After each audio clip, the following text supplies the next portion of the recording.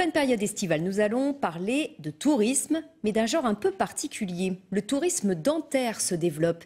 Les soins sont chers en France et souvent mal remboursés, même avec une mutuelle.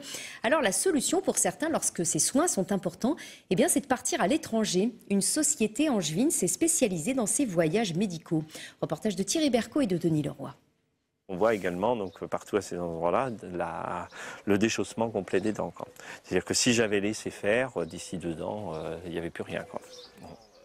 Cette photo l'atteste, ce n'est plus le même homme. En 2010, ses dents se déchaussaient. Aujourd'hui, il a retrouvé le sourire. Et à moindre frais, car il est parti aux Canaries pour se faire poser 5 implants. Résultat, une facture réduite de moitié et une prestation de qualité. Je n'ai rien senti à part la première piqûre. Sinon le reste, non. Ni que ce soit au réveil, que ce soit quelques jours après. Vraiment rien. Zéro douleur. Ne pas souffrir. C'est une agence installée à Beaucouzé qui lui a organisé son voyage à Tenerife. Elle a été l'une des pionnières à se lancer dans le tourisme dentaire en 2007. Depuis, les clients affluent car elle prend tout en charge, du diagnostic jusqu'au contrôle final. Mais bien sûr, une telle opération n'est pas rentable pour tout le monde. Souvent, on donne comme repère qu'il faut avoir au minimum besoin de 3 implants dentaires et plus de 4 couronnes ou d'un bridge dentaire. Au-dessus de ce nombre de soins, oui, c'est rentable pour le patient.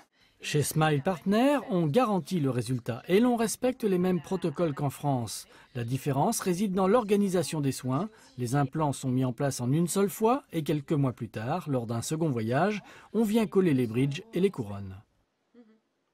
On imagine qu'on fait à la va-vite. En tout cas, dans nos cliniques, ce n'est pas le cas.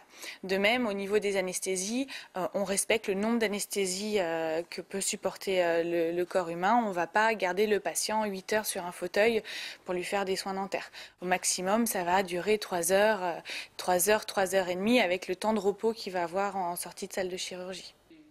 Plus de 2000 patients ont été pris en charge par la petite agence angevine depuis sa création il y a 6 ans.